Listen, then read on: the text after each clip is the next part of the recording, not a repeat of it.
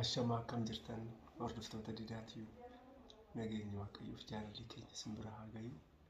Anaaf Itaalin akkuma beekamu jechuudha gammadnee dhufnee jirra.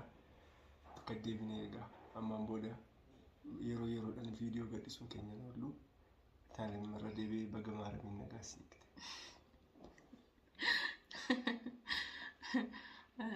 Galatoomii akkam jirtu kabajamtoota hordoftoota Didaatiyu nagaa jirtu nagaa jirraa kadhata Rabbii dhugaa dubbachuudhaaf arra ka viidiyoo hojjenna jedhee Didaan gisee inni jedhu nagaafatu jechuudha.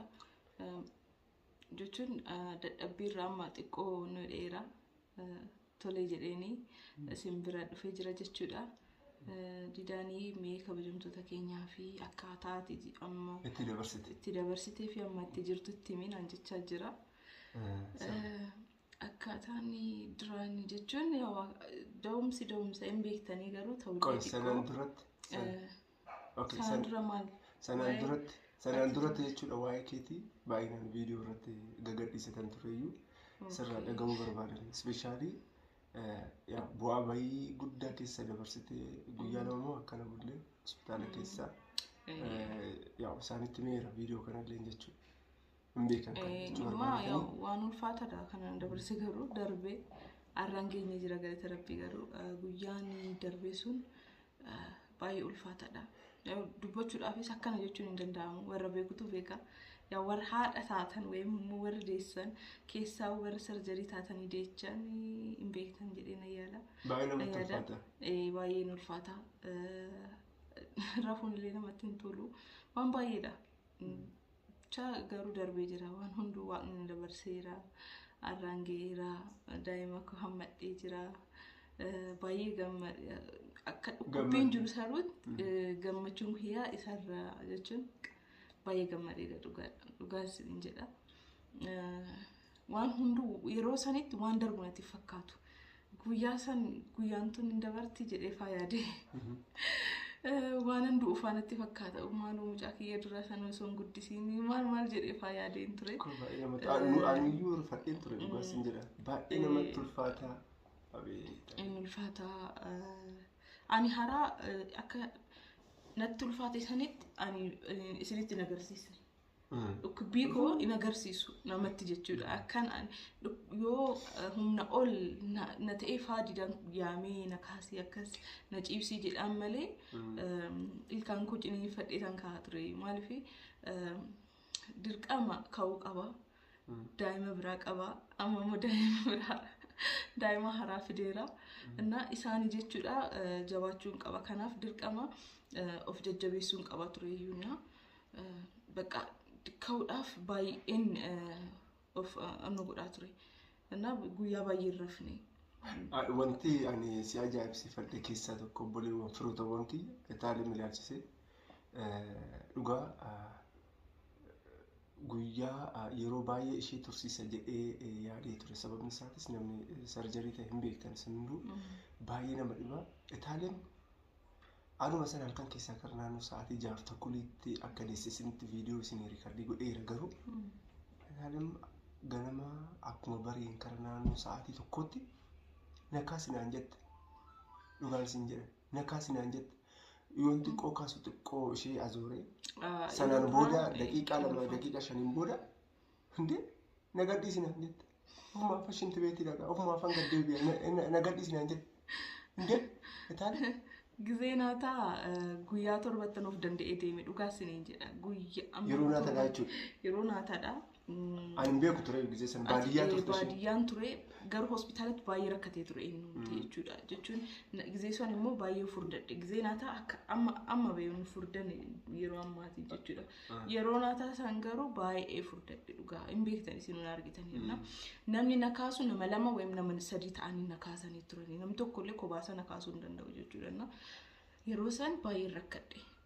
Sarjarii ta'uu immoo keessaa haan ulfaatu maalinni ciisuu fi ka'uudha. Ciisuunis namatti ulfaata, ka'uunis namatti ulfaata. Innaa mana fincaan deemuu jechuun bakka baay'ee tokko nama cinqa jechuudha. Innaa oduu fincaan natti dhufuu baatee hin jedha bakka waan tokko maazariit bira taa'eefaa minaan nyaadhu nan dida ture. Maaliif bakka mana mana fincaan namni na kaasu wayimmoo bakka nama dadhabsuudha. Nama Danda'een deemu ture gisee san yeroo sanii waa argisiisa. Guyyaa torbatti guyyaa shanitti fa'aa guyyaa shanii hospitaala guyyaa shanii nan bee. Asitti bee guyyaa beeka?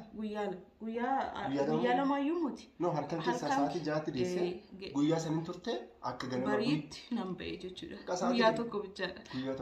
Sa'aatii 24 bichaa jechuudha. Dooktarri dooktara ajaa'ibaati dhugaan isin jira. Dooktarri amma sarjariin hojjete baay'ee nama ajaa'ibaati. Immoo tiriitii nama godhan baay'ee tiriitii nama godhan qorichi isaaniitillee baay'ee waan addaati bakka kan ammaa jechuudha. Waaqnis yaa'u na bira dhaabbatee jira. Jedheen du'aayin keessan taaleen bira dhaabbatee jira. Guyyaan immoo guyyaa Mikaa'elaa guyyaa 12tti jechuudha. Guyyaa 12 kan oggaati. Baay'ee nama ajaa'ibsas. Innaa baay'een gammadee dhugaa bakka gammadeen jira garuu yeroon sa'aatii sanitti baay'ee ulfaataa ture. Ammaan booda biyyaan waggaa lamaan booda daa'ima takkatti naa idaata sana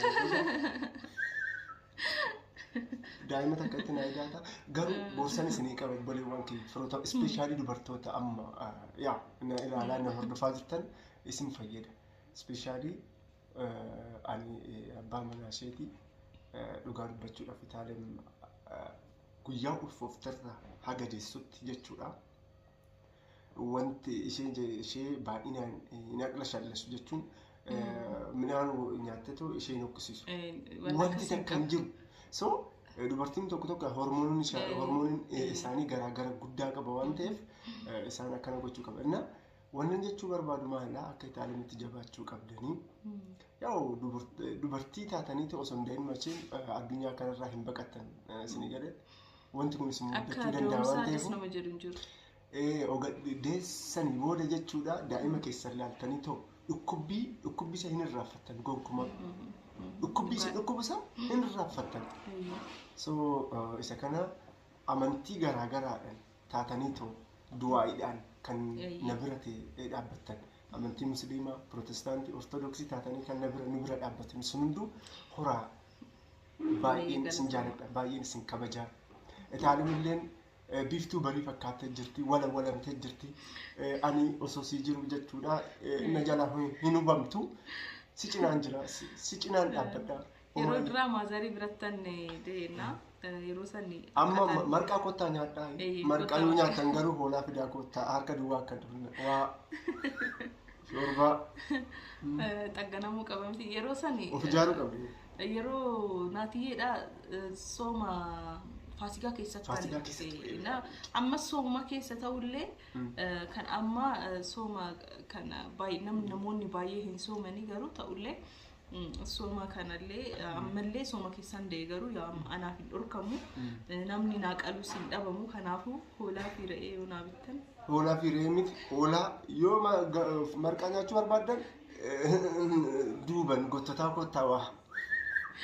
Asin tan qosammoo wanta dhugaa akkasitti fakkaanne akka nafne kottatii itaalim gaafadhaayii marqaa ajaa'ibaatu jira kabajamtoota keenya anu itti dhaatan jira waziin narra yaayaa. Jaan amma duraan gisee naataa sana nyaanne karaa ammaa garuu. Aara qursiin kiyyeessaa misaan kiyyeessaa wanna baay'eetu jira. Anyways hordoftoota didaatii kan addunyaa maraarra jirtan isin hunduu jechuudha baay'ee akka isin jaallan isinuu onneen keessanuu. Isin beeka hin beektan isinii galee soo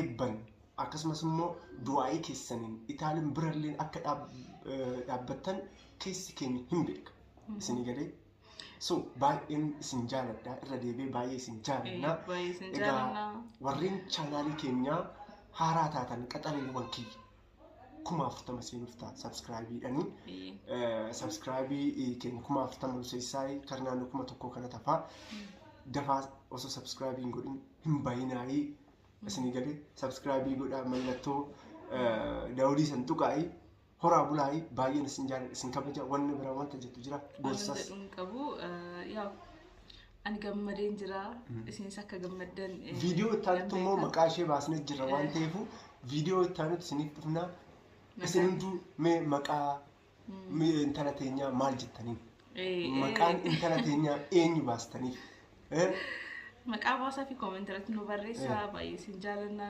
nagaan nu ta'a yaa kan caalaa ta'uu hin danda'u. Bye. Hora bulaayi nagaan naa jedha. Ciao.